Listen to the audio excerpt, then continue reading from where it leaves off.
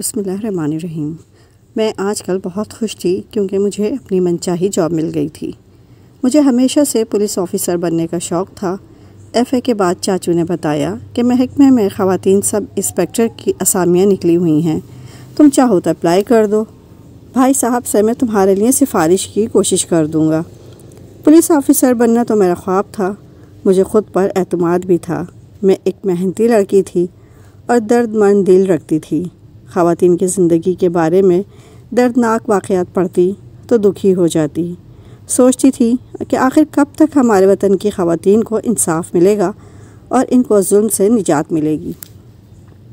میں نے عہد کیا کہ اگر مجھے پولیس کے محکمے میں جاب مل گئی تو ضرور خواتین کے حق اور انصاف کی آواز بنوں گی۔ میری لگن سچی تھی، تبھی مراد مل گئی۔ انٹرویو میں سب انسپکٹر کے طور پر سلیکٹ کر لی گئی۔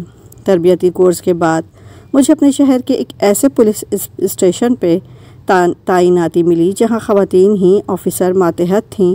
ان دنوں خواتین کے پولیس میں بھرتی ہونے کا سلسلہ نیا تھا۔ ایک دن میں اپنے گھر کے لان میں بیٹھی چائے پی رہی تھی کہ پڑوس کی کوٹھی سے ان کا مالی جمن بابا مجھ سے ملنے آئے۔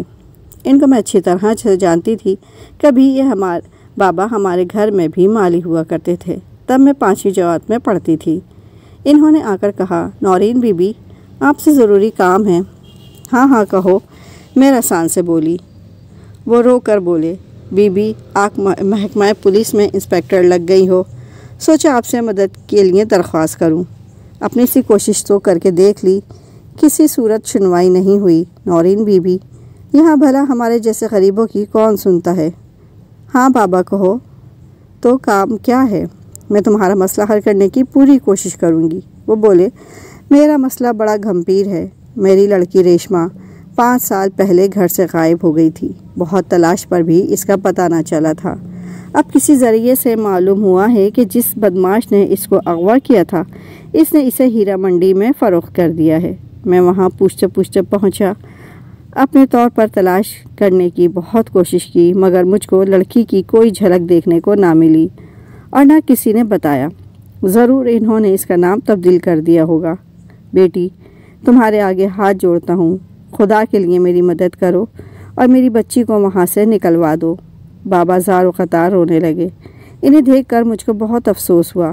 اگرچہ یہ بات میرے بس کی نہ تھی، مگر ان کی ضعیفی پر ترس آ رہا تھا۔ میں نے وعدہ کر لیا کہ ہر ممکن کوشش کروں گی۔ میری نئی ملازمت تھی، ابھی اتنی جرأت نہ تھی کہ اس بازار میں قدم رکھوں جہاں گندگی حسن کے لبادے میں بکتی تھی۔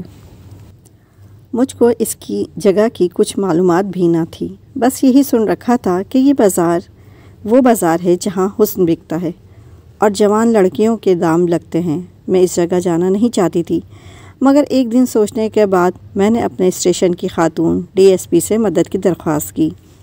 وہ کہنے لگیں، میں جانتی ہوں رپورٹ ہونے کے باوجود ہمارا محکمہ کچھ نہیں کرے گا، کیونکہ درخواست ایک غریب بوڑھے کی ہے۔ ایسے لوگوں کی التجاؤں پر کب کان دھرے جاتے ہیں، مگر ہم اب اس بدنام زمانہ محکمے کا ایک حصہ ہیں جس پر رشوت خوری کا لیبل لگا ہوا ہے، لہٰذا ہمیں اپنے طور پر اس کیس کے لیے تقدم کرنے کی ضرورت ہے۔ میں نے میڈم سے کہا، بے شک ہم کو خواتین کی مدد کے لیے ہی ملازمتیں دی گئی ہیں، پھر بھی کیا یہ بہتر نہیں ہے کہ ہم اپنے ساتھ کسی مرد آفیسر کو شامل کر لیں؟ ہاں تم ٹھیک کہتی ہو۔ ایس پی صاحب بہت مخلص اور دیانتدار پولیس آفیسر ہیں۔ میں ان سے مشورہ کرتی ہوں۔ ہماری میڈم نے صاحب کا نمبر ملایا اور ان کو اس معاملے سے آگاہ کیا۔ وہ بولے، پہلے تو مجھے وہاں جا کر معاملے کی جانچ کر لینے دیں اور کیس بنا کر فائل بھجوا دیں۔ لڑکی کی فوٹوز وغیرہ ہوں تو وہ بھی اس کے والد سے لے کر فائل کر دیں تاکہ ریشمہ کی کھوج میں آسانی ہو۔ میں نے بابا کو بلا کر فائل کا پوچھا۔ انہوں نے بتایا، جب ریشمہ اغوا ہوئی تھی تب میں نے پولیس میں رپورٹ لکھوائی تھی۔ وہ فائل میرے پاس ہے، تمام نقول موجود ہیں، فوٹو بھی ہے۔ جمن بابا جو زبانی جانتا تھا بتا دیا۔ میں نے اس کا بیان لکھ لیا اور متعلقہ معاملے سے وابستہ کاغذات معنقول لے لیں اور فائل میڈم کو دے دی۔ انہوں نے فائل ایس پی صاحب کو بھجوا دی۔ فائل کا مطالعہ کرنے کے بعد ہمارے آفیسر صاحب نے بوڑھے جمن بابا کو اپنے آفس بلایا اور زبانی ان کے ساتھ بات چیت میں مزید جو معلومات وہ لینا چاہتے تھے لے لیں۔ وہ دن بھی آ گیا جب ایس پی صاحب کے ساتھ میں اور جمن بابا ان کی بیٹی کی کھوج میں اس بازار گئے۔ میری آنکھیں حیرت سے پھٹی کی پھٹی رہ گئیں۔ واقعی کتنے ہیرے اور نگینے آنکھوں کو خیرہ کر رہے تھے، اور میرا دل ان کی بدنصیبی پر خون کے آنسو رو رہا تھا۔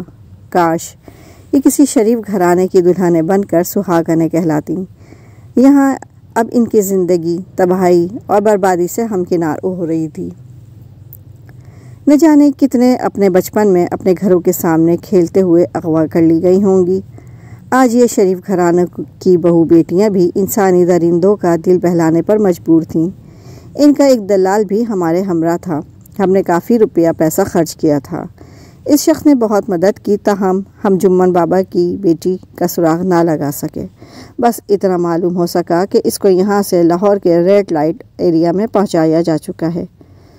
جمن بابا کی حالت دیکھی نہ جاتی تھی۔ رو رو کر اس بیچارے کا برا حال تھا، لیکن رونے سے تو ایسے مسئلے حل نہیں ہوتے۔ میں بھی کیا کرتی، مجبور تھی۔ ہماری جتنی بساط تھی کوشش کر دیکھی، مگر بابا کی بیٹی نہ ملی۔ اپنے مشن کے آخری دن میں نے چند لڑکیاں ایک گھر میں دیکھیں، تقریباً 18-19 سال کی ہوں گی۔ ان میں سے ایک لڑکی بہت خوبصورت اور خاموش طبع تھی۔ اس کے چہرے پر حزن و ملال اور افسردگی کا پہرا تھا۔ اس کی غیر معمولی اداسی نے مجھ کو نہیں، ہمارے آفیسر صاحب کو بھی اپنی جانب متوجہ کر لیا۔ اگلے دن ایس پی صاحب نے کچھ وقت کے لیے اس اداس لڑکی کو حاصل کیا اور تنہائی میں اس سے افسردگی کا سبب پوچھا۔ ان کی ہمدردی پا کر وہ پھوٹ پھوٹ کر رونے لگی۔ اس نے بتایا کہ اس کے شوہر نے اسے یہاں 4000 کے عوض فروخت کر دیا تھا۔ لڑکی نے اپنا نام مینا بتایا۔ وہ ہاتھ جوڑنے لگی کہ صاحب خدا کے لیے مجھ کو اس دوزخ سے نکالیے، تمام عمر آپ کی اور آپ کے گھر والوں کی غلامی کروں گی۔ اس کی آوازاری ہمارے صاحب کے دل پر اثر کر گئی۔ انہوں نے سوچا شاید اللہ تعالیٰ کو ان سے نیکی کا کام لینا مقصود ہے۔ جمن بابا کی بیٹی نہ سہی، یہ لڑکی بھی تو کسی کی بیٹی ہے۔ کوئی باپ کوئی ماں اس کے لیے بھی تڑپ رہے ہوں گے۔ انہوں نے تہیہ کر لیا کہ وہ اس مظلوم لڑکی کو یہاں سے نکال کر لے جائیں گے، کیونکہ وہ اس ماحول سے نفرت کرتی تھی۔ اب ان کا گاہیں بگاہیں اس لڑکی کی خاطر ادھر آنا جانا ہونے لگا۔ انہوں نے اپنے سے اوپر افسران سے بھی بات کر لی۔ انہوں نے بھی تعاون کا یقین دلایا۔ خیر کچھ کوشش کے بعد لڑکی وہاں سے رازداری سے نکال لیا گیا۔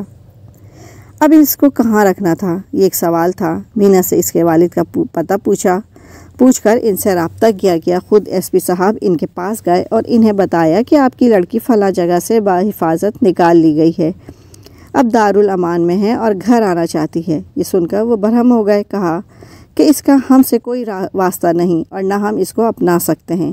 سگے باپ کا بیٹی کے بارے میں ایسا رویہ دیکھ کر ایس پی صاحب حیران رہ گئے۔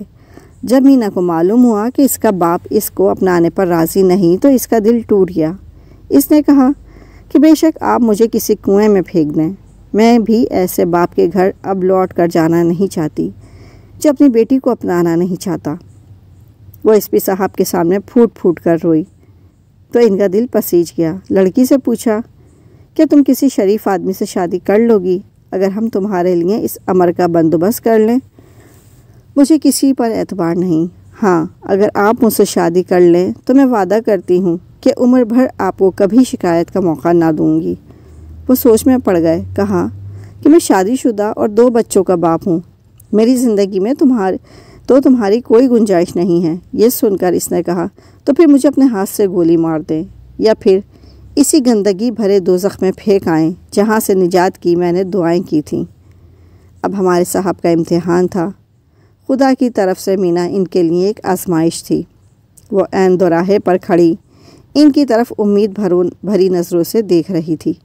اس لڑکی نے ان کا سہارا لیا اور شاید ان کو دل میں بسا بھی لیا، لیکن اس مرگ سے نکلنے کے بعد بھی سکون نہ ملا۔ ایس پی صاحب ایک بار پھر سے لڑکی کے والد کے پاس گئے اور ان کو سوچنے پر مجبور کیا۔ بالآخر اس شخص نے کہا کہ اس کی بیٹی کو اس کے حوالے کر دیا جائے۔ ایس پی صاحب نے سمجھا بجھا کر بیٹی کو باپ کے حوالے کیا اور کہا کہ آپ اپنے کسی عزیز سے اس کا رشتہ کروا دیں تاکہ یہ اپنے گھر میں آباد ہو جائے۔ مینا کے باپ نے اپنے بھتیجے سے اس کا رشتہ طے کر دیا اور ایس پی صاحب کو فون کیا کہ آپ آ جائیے تاکہ اس نیک کام میں آپ بھی شریک ہو کر گواہ بن جائیں۔ ان کو نکاح میں شریک دیکھ کر لڑکی کا دولہا آگ بگولا ہو گیا۔ اس نے اپنے چاچا سے کہا کہ یہ شخص کیوں کر تمہاری بیٹی کا رکھوالا بن گیا ہے، اب نکاح میں بھی آ پہنچا ہے۔ مجھے اس کا یہاں آنا اور تقریب میں شامل ہونا گوارا نہیں۔ اگر اس کو تمہاری لڑکی کا اتنا خیال کیوں ہے؟ مجھے دال میں کچھ کالا نظر آتا ہے۔ بہتر ہے کہ آپ اس شخص سے ہی مینا کی شادی کروا دیجیے۔ ایس پی صاحب نے اس کو سمجھانے کی بہت کوشش کی کہ میرا مینا سے کوئی تعلق نہیں، میں تو محض انسانی ہمدردی کے تحت اس کی مدد کرتا رہا ہوں۔ اس وقت مینا کی حالت دید کے قابل تھی، وہ جیتی تھی نہ مرتی تھی۔ بہرحال عین وقت پر وہ لڑکا جو دلہا بننے جا رہا تھا اس نے شادی سے انکار کر دیا۔ تب ایس پی صاحب کی غیرت نے جوش مار کھایا اور انہوں نے کہا کہ ٹھیک ہے، آپ شریف لوگ ہیں، آپ کی عزت کو مزید بٹا نہ لگنے دوں گا۔ انہوں نے مینا سے نکاح کر کے اس کو اپنی عزت بنا لیا۔ عرصے تک کسی کو علم نہ ہو سکا کہ انہوں نے دوسری شادی کی ہے، اور وہ بھی ایسی لڑکی سے جس کو انہوں نے خود بازار حسن سے برآمد کرایا تھا۔ جب تک بات چھپی رہی خیریت رہی۔ بالآخر ایک روز ان کی بیگم کو ان کی دوسری شادی کا علم ہو گیا۔ اگرچہ یہ ایک حادثاتی شادی تھی مگر بیوی نے بہت واویلا کیا، روٹ کر میکے چلی گئی، لیکن بچوں کا ساتھ تھا۔ بالآخر رفتہ رفتہ حالات معمول پر آ گئے۔ اب ان دونوں بیگمات ایک ہی گھر میں رہتی تھیں۔ حکم بڑی بیگم کا چلتا تھا۔ وہ اب بھی مینا کو بازاری عورت سمجھتی ہیں، مگر مینا تو باندی بن کر بھی خوش ہے۔ اگر آپ کو میری کہانی پسند آئی ہو تو میرے چینل کو لائک اور سبسکرائب ضرور کر دیجیے گا۔ شکریہ۔